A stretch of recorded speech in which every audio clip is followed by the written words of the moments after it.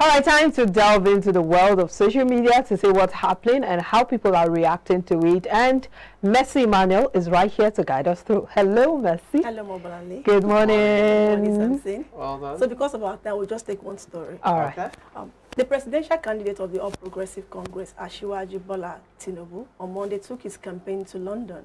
Tinubu, at his Chatham House engagement in London, refused to answer critical questions on how he intends to govern Nigeria if elected in 2023.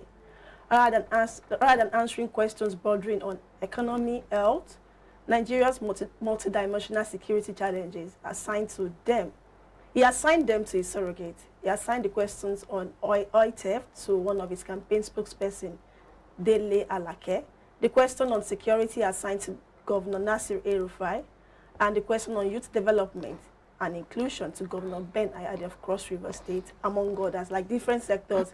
He just assigned it to different, even Bajabi Amila was one of his surrogates. The APC presidential candidate excused his failure to answer questions as a demonstration of his philosophies and doctrine that he believes in teamship. I can't even pronounce it. Teamship. So, we know he's not the only one on the presidential race. We have the likes of Atiku, the likes of Kwankwaso, Obi, and there's been different town hall gatherings, town hall meetings, which Bola Ahmed Tinubu has not attended. But the thing is, when you see all his contenders, when you see them, when they ask them questions on economy, security, what do you intend to do? They answer themselves. I'm not saying I believe in teamship. I believe in teamship. Yeah. I know he can't do it all. Yes, maybe he's not an expert. He's not an economist. He's not a security expert. He can't profess a solution to all these sectors and all the challenges the country is facing at the moment. But again, as our perspective, as the arrowhead, yes, you want to become a leader, you want to lead the country. What do you intend to do? What are your plans? I want to believe he will have meeting with all these surrogates. Like, okay, well, how do you think we can do this better? So when it comes to gathering like this Chatham House, he will be able to tell the world, this is what I intend to do for Nigerians. This is how I intend to transform Nigerians. But well said. You know, the fact that you are the arrowhead, you are the one that people are looking up to. We are not voting in Bajabi Amila, and neither are we voting in the other. Who is a surrogate? Let me just say delegate. I know it's correct, but it just comes to me in the fertility world. But looking at all of this is why a lot of people have been raising questions. That is this man fit? Is he capable of leading a country of over 200 million people? We're not saying there's nothing wrong with you wanting to delegate and bringing other people on board. It's already given us the confidence that when you get into office, you won't take time to set up your cabinet like President Muhammad Buhari did. But on the other hand, we want to see that confidence. Look at the town hall meeting that was held by a TV station recently. We saw the candidates talking confidently. They are not economists. They are not scientists, but they had the figures, they had the facts, and they could defend some of the things that they intend to do when they get into office. So when you say, oh, we're waiting for, so are you saying that if, for instance, things change and maybe that person you intended to bring into office doesn't eventually come into office, or life just happens to the person, are you saying you wouldn't be able to carry on with your duties, or are you saying you wouldn't be able to pass it on to the next person? Okay, so at times I would like to ask you, do you think Asiwaju Tinubu understands this the task ahead of him?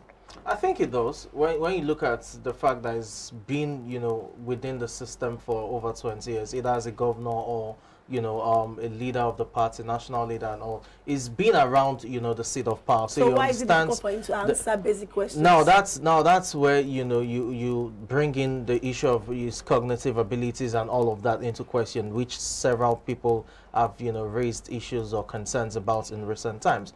He's coming from the angle of teamship, that he knows how to work with a team.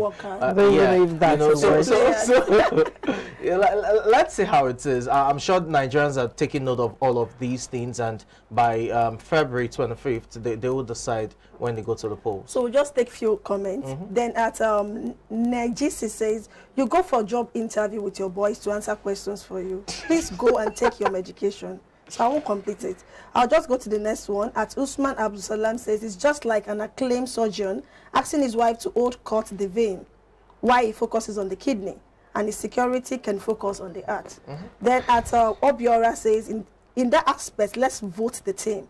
Since from your assertion, Tinubu has little or nothing much to do, so that we know we have presidents, not president, no love for country. This one is saying, since you believe in teamship, let's just vote for the team. Let's be, at the end of the day, let's have presidents. We have presidents, but like if it was just even him and his vice, it's still understandable. But bringing in, we have President Nasir El-Rufai on all else it's sector. teamship again. You should understand that's the premise, really. But there is need for that teamship, team player. Well, definitely. Jokes apart, you know, it will definitely work with the team in terms of ministers, even the other arms of government. It will definitely have to work with them. I think that you know, interview has its pros and cons. On one hand, he is trying to portray, you know, project the image of me being a team leader. I can work with the team and all of that. On the flip side, it's definitely not showing that you're in charge in terms of answering salient questions. But Nigerians want to hear from him. Well, they've been hearing. They've been hearing from different. All right, it's time to go home, and we would be doing that by taking the quote of the day, and that is by Mandy Hill. You don't always need a plan. Sometimes you just need to breathe, trust, let go, and see what happens. Well, not in 2023. Wow. As in the video. That's why the sometimes. Yeah, sometimes. Not all the time. I think we've tried that over time, where we just say, okay, let's just see how it works, and it doesn't work. Okay, you're talking in terms of election. Yes, in terms of election. 2023 is decisive. Samson is always dovetailing everything. 2023 is decisive for us as Nigerians. So we need to plan. We need to plan. We need to be decisive about. But I guess the context of this is that life happens. Sometimes, you know, the life coach was talking about the fact that sometimes things don't go the way you plan. So you just have to breathe. Let's see how things go. Sometimes you're not in control of some things. Like the flooding that happened, the inflation rate, the fuel scarcity. You're not in charge, in control of some of those things. So you just breathe. Okay. All right, so we're leaving you to breathe for the rest of the day. Thank you so much for being a part of the show. My name is Bola. Have a fine day. And I'm Mercy Man. Have a fantastic day. Do have a great day. I'm Samson Olede.